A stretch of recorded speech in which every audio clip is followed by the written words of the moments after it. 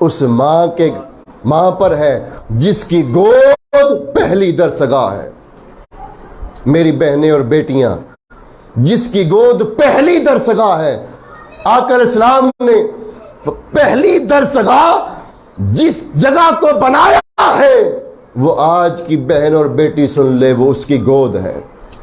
یعنی بچے کا پہلا مدرسہ، بچے کا پہلا سکول، بچے کی پہلی یونیورسٹی، اسے جو کہہ لے، پہلی درسگاہ بچے کی جو ہے وہ اس کی ماں کی گود ہے۔ اس نے وہاں سے پرورش پانی ہے، تو ماں کے لیے زیادہ ضروری ہے۔ اور میں یہ کہا کرتا ہوں کہ آج کی ماں کو ٹرینر ہونا چاہیے کہ وہ سمجھے بچے کی ٹریننگ کرنی کیسے ہے۔ ہر ماں کی ٹریننگ ہونی چاہیے، ورنہ یہ معاشرہ دن بدن پستی کی طرف اسی طرح چلتا چلا جائے گا۔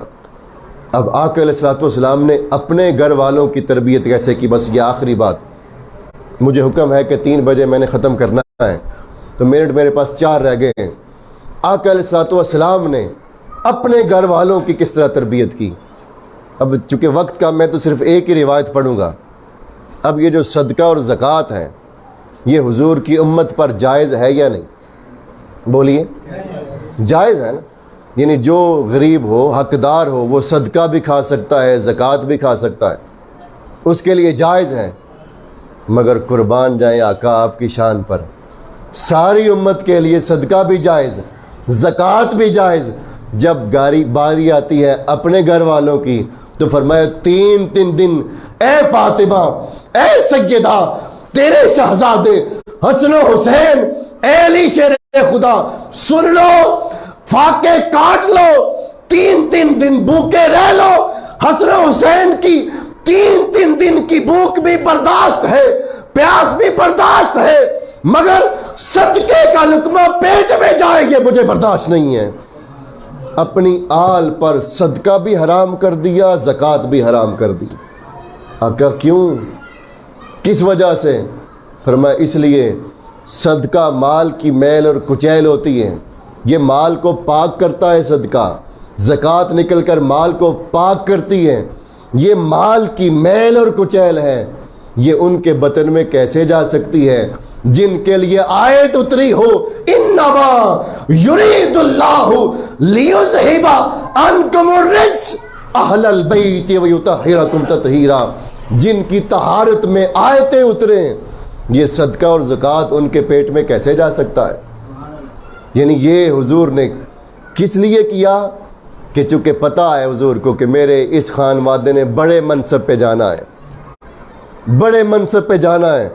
ایک وقت آئے گا میرے حسین پر جہاں بڑے بڑے لرز جاتے ہیں، کانپ جاتے ہیں، مگر حسین تو نے میدان کربلا میں وہ اعلیٰ مثال قائم کرنی ہے کہ علی اصغر سے لے کر علی اکبر تک سب کچھ لٹا کر بھی مولا کی رضا پر راضی رہنا ہے۔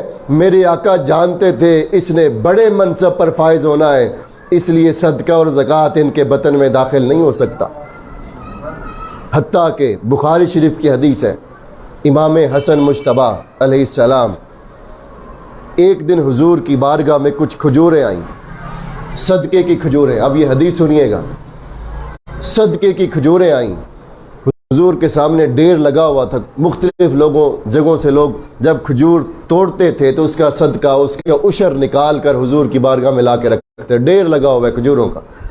اندر سے حجرہ مبارک سے وہ ننھے شہزادے امام حسن مجتبیٰ علیہ السلام تشریف لائے باہر، چہرہ مبارک باہر نمودار ہوا، سامنے دیکھا کھجوروں کا ڈیر، ابھی چھوٹے بچے ہیں اور کئی دن کے فاقے بھی ہیں، بھوک بھی ہے، دوڑے دوڑے آئے، کھجوروں کے ڈیر سے ایک کھجور پکڑ کر منہ میں ڈال دی، ایک کھجور صرف پکڑی۔ اب بس یہ آخری حدیث ہیں، اور میری بہنیں اور بیٹیاں اگر سن رہی ہیں تو اس بات کو پلے باندھ لیں، آج کی ماں ان چیزوں سے غافل ہو گئی، بھول گئی کہ میری ذمہ داری کیا ہے۔ اگر والد کا کام سارا دن دھکے کھانا ہے، محنت مزدوری کر کے پیٹ پالنا ہے، تو پھر ماں کی بھی ذمہ داری ہے۔ آقا علیہ السلام دیکھ رہے تھے کہ امام حسن مجتبیٰ نے ایک کھجور پکڑ کر منہ میں ڈال لی، صدقے کی کھجور، عشر کی کھجور۔ اب راوی کہتے ہیں आका अलैहिस्सलाम ने दूर से देखा, हुजूर ने दौड़ना शुरू किया। आका अलैहिस्सलाम लपके दौड़े और दौड़ते हुए हुजूर ने फरमाया, कख कख अरमी बिहा, ए शहजादे इस खजूर को फेंक दे। अमा अलिमता अना ला नाकुलु सदका, ए शहजादे इसको फेंक दे। क्या तू नहीं जानता कि हम सदका नहीं खाया करते, ये हमारे लिए जायज़ नहीं।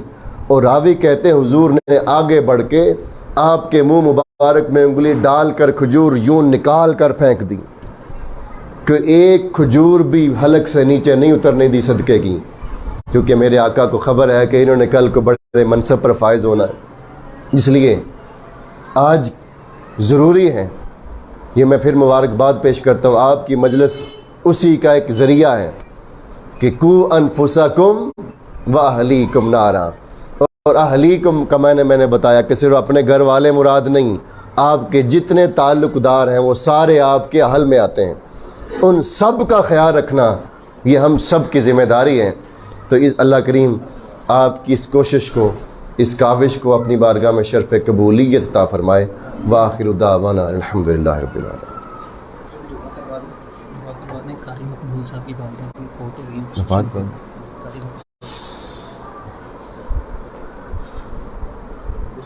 अल्लाहुम्मा सल्लि अला सय्यिदिना व मौलाना मुहम्मद व अला आलि सय्यिदिना व मौलाना मुहम्मद व बारिक वसल्लम सल्ली अलैहि या वालिक मौला या रब्ब ज़ुल जलाल। आका अलैहिस्सलातु वस्सलाम के वसीला जलीला से ये जो नशिस्त हमने यहाँ पर आज जिसमें हम शामिल हुए, यहाँ बैठे, या मालिक मौला तेरे कुरान की रोशनी में तेरा ज़िक्र किया, इसको अपनी बारगाह में शर्फ़ कबूलियत अता फरमा। या मालिक मौला या रब्ब ज़ुल जलाल इसको अपनी बारगाह में शर्फ़ कबूलियत अता फरमा। इसके तवस्सुल से, इस काविश के तवस्सुल से इसके जितने मुंतज़मीन हैं उन सब के घरों में, जान में, माल में, औलाद में, इल्म व अमल में खैर बरकत अता फरमा। अमन, आफ़ियत, सलामती अता फरमा। हर किस्म के शर से बचा। मौला ये जितने बुज़ुर्ग, नौजवान और बच्चे बैठे हैं इन सब को सलामत रख, इन सब को अपने हिफ्ज़ व अमान में रख। मौला हम सब पर अपना करम फरमा, हमारे वालिदैन पर अपनी रहमत फरमा। हमसे ताल्लुक़ रखने वाले जितने इस दुनिया फ़ानी को छोड़ गए मौला सब की बख्शिश फरमा। और बिलखुसूस कारी मकबूल साहब की वालदा माजदा मौला इस दुनिया फ़ानी को छोड़कर तेरी तरफ लौट आई, मौला उनकी बख्शिश फरमा, मगफिरत फरमा। दुनिया में रहते हुए कोई गलती कुताही हो गई हो मौला, अमदन सहवन कोई गलती सरजद हो गई मौला, तो अपनी रहमत से माफ़ फरमा। उनकी कब्र को जन्नत का बाग बना, ता हद्दे निगाह कुशादा फरमा। जन्नत की खिड़की मौला उनकी कब्र में खुल जाए, कब्र में पहचाने मुस्तफ़ा नसीब हो। और हम सब को मौला कब्र में पहचाने मुस्तफ़ा नसीब हो, और क़यामत के दिन हम सब को हुजूर के झंडे के नीचे जगह नसीब हो, हुजूर के दस्ते मुबारक से हौज़े कौसर नसीब हो। या मालिक मौला ये जितने लोग एहतमाम करते हैं इन सब के रिज़्क़ में बरकत अता फरमा, और हम सब को इसको हमेशा इसी तरह कायम रखने की तौफ़ीक़ अता फरमा। डॉक्टर साहब को, इनके बच्चों को और बाकी सब पर अपना करम फरमा मौला। आसिफ भाई के वालिद गिरामी हाफिज़ अब्दुल जलील साहब जो एक जय्यद आलम दीन है मौला, और हुजूर के नात गो शायर हैं, हुजूर की नात सनाखानी करते हैं मौला, उनका साया तदेर हमारे सरों पर कायम रख। इलाही बाहक के बनी फ़ातिमा के बरकौल ईमा कुनी ख़ातिमा, गर्दा वतम रद कुनी वर कबूल, मनो दस्तुदा मान आले रसूल। व सल्लल्लाहु तआला अला रसूल खैर खल्क़िही मुहम्मद व अला आलिहि वसल्लम। मैं चूँकि गुफ्तगू समेटते हुए नहीं कर सका बात, एक तो हुक्म हुआ था कि पैगाम ये भी देना है कि इसमें अगले हफ्ते आप जब भी तशरीफ़ लाया करें तो एक आध दोस्त को साथ लेके आया करें। यानी ये बहुत खूबसूरत अमल है। मैंने शुरू में बात की कि हमारे वहाँ हमेशा आपका ज़िक्र होता है, तो ये कायम रखने के लिए ज़रूरी है कि ये ज़ौक़ व शौक़ बरकरार रहे। आते हुए किसी दोस्त को, ये 1.5 घंटे की आपकी होती, 1 घंटे की सिर्फ, तो 1 घंटे के लिए ज़रूर टाइम निकाला करें। तो ख़वातीन, हमारी बहनें, ख़ास तौर पे ख़वातीन को ज़रूर शरीक किया करें।